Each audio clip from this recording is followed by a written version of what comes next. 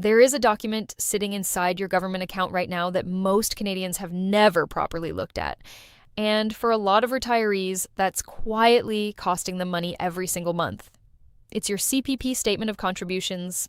And I know that doesn't sound exciting, but here's what makes this worth your full attention today. Buried inside that statement are numbers that directly determine how large your Canada Pension Plan retirement income will be. And there are errors in those records more often than people realize. There are also little-known rules built right into the CPP system that can actually increase your benefit, and most Canadians have never heard of them. By the end of this video, you'll know exactly how to find your statement, what those numbers mean, how to spot a mistake before it costs you, and how to use a provision that could quietly raise your monthly CPP payment without any extra contributions. And later, I'll explain one specific detail that people who are already receiving CPP often overlook entirely. Let's start with the basics, because even understanding what this statement is and where to find it is something a lot of people have never been walked through. Your CPP Statement of Contributions is essentially a year-by-year record of every dollar you earned that was subject to CPP and every dollar you contributed to the plan over your working life. It goes all the way back to age 18. Think of it like a ledger, a running history of your working life, kept by the federal government. And because your future CPP retirement benefit is calculated based on your average earnings over your working years, this record is the foundation of everything. If something is wrong in that record, your pension could be lower than it should be. And as I'll explain shortly, even records that are technically correct can sometimes be improved through provisions most people don't know to ask about. To access your statement, you'll need your My Service Canada account, often called MSCA. If you haven't set that up yet, you can register using your banking credentials through what they call a sign-in partner or through a GC key. Once you're logged in, look for the Canada Pension Plan section on your dashboard and select the option to view your contributions. You'll see a year-by-year breakdown of your pensionable earnings. You can also download an official PDF version, which is worth doing and saving for your own records. If you've never done this before, I'd strongly encourage you to set aside 20 minutes to look at it. What you find might genuinely surprise you. Now, once you're looking at that statement, what are you actually looking at and what should concern you? For each year from 18 onward, you'll see a figure for your pensionable earnings. Some years will show strong numbers. Others might show very little or even zero. Maybe you were in school. Maybe you took time off. Maybe there was a period of unemployment. Maybe you were self-employed and income was inconsistent. Those low-earning years or blank years don't disqualify you from receiving CPP, but they do pull your average lifetime earnings down. And since your CPP benefit is essentially calculated from an average of your contributing years, those zeros and low numbers can quietly drag your monthly retirement payment lower than it might otherwise be. That's the honest reality. But here's the important part. The government has actually built in some protections specifically to address this, and this is where things get genuinely useful. The first protection is something called the General Dropout Provision, and it works completely automatically. You don't apply for it, you don't request it, Service Canada applies it for you. What it does is exclude your lowest earning months from the calculation.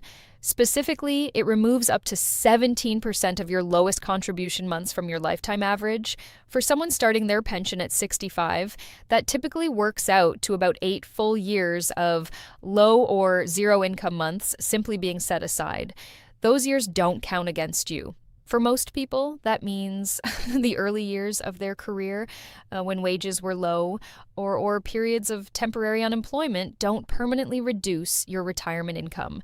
It's a quiet protection that runs in the background, and while it's automatic, it's worth understanding it exists because it's one of the reasons your actual benefit may be higher than a naive calculation of your earnings history would suggest. But here's a provision that is not automatic, and this is one I want you to pay close attention to because it affects a significant number of Canadians who don't realize they qualify. Think about someone like Margaret. She worked full-time through most of her 30s, contributing steadily to CPP. When her first child was born, she stepped back from her career for several years to be the primary caregiver. During those years, her earnings were very low, When she eventually returned to work, she continued contributing, but those low-income caregiving years were still sitting in her statement, quietly pulling her lifetime average down. Margaret never knew that there was a way to remove those years from her calculation. That provision is called the child rearing provision. If you reduced your work or stopped working entirely to care for a child under the age of 7, those years can be formally excluded from your CPP calculation, which raises your average and can meaningfully increase your monthly pension. Unlike the dropout provision, this one is not automatic. You have to apply for it using a specific form from Service Canada, and it's called Form ISP 1640. You'll need the social insurance number or proof of birth for each child you're applying for. For people who took time away from work for caregiving, this one step could result in a noticeably higher monthly CPP payment for the rest of their retirement. It's one of the most underused provisions in the entire CPP system, and it's worth checking whether it applies to you. Now, before I get to what I think is the most actionable part of this video, the part about spotting and correcting errors in your statement, I want to pause for just a moment, because this is genuinely the kind of information that most people never hear clearly explained. If you're finding this useful and want to stay up to date on CPP, OAS, GIS, and other programs that affect your retirement income, consider subscribing to Canadian Retirement Benefits. We publish regular videos designed specifically for Canadian seniors and people approaching retirement, clear, practical, and without the jargon. Now, let's talk about errors, because this is where I want you to be especially attentive. Employers are required to report your pensionable earnings to the Canada Revenue Agency every year, but mistakes happen. Maybe you worked for a company that filed their payroll records late or incorrectly. Maybe you changed jobs mid-year and something got lost in the transition. Maybe you worked for multiple employers and one of them made an error. If you were ever self-employed, reporting inconsistencies are even more common. Here's the practical way to check. Pull out your old T4 slips, the ones from previous employers that show your earnings and deductions each year. Now compare those to your CPP Statement of Contributions for the same year. Your T4 shows that CPP premiums were deducted from your pay. Your statement should reflect that. If your T4 shows contributions were made in a particular year, but your statement shows 0 or a lower amount for that year, that is a discrepancy. And that discrepancy could be reducing your retirement pension right now, or will reduce it in the future. Robert is a good example of why this matters. He spent 30 years working in manufacturing, including several years in the 1,990 seconds when he switched companies twice. When he finally sat down and looked at his CPP statement a few years before retirement, he noticed 2 separate years where his contributions looked lower than expected. He dug out his old T4s, he had kept them in a box in the basement, and sure enough, the numbers didn't match. He filed a dispute with the CRA, the correction was made, and his calculated CPP retirement benefit came out higher than it would have been. If you find an error, you have options. For issues related to the amount of contributions recorded, you can raise a formal dispute through your CRA My account or submit a specific appeal form called CPT 100. You'll want to keep your supporting documents, T4s, pay stubs, or any payroll records because those are what you'll use to back up your case. The key thing is not to wait. Records become harder to track down over time. The earlier you catch an error, the easier it is to fix. Now, there's one more thing I want to walk through before we wrap up, and it connects directly to how you use your statement as a planning tool. Most Canadians know that you can start CPP as early as 60 or delay it as late as 70, and that the timing significantly affects your monthly amount.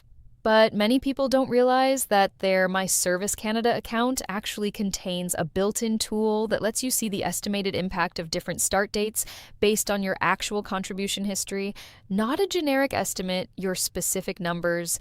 You can see what your monthly payment would look like starting at 60, at 65, and at 70.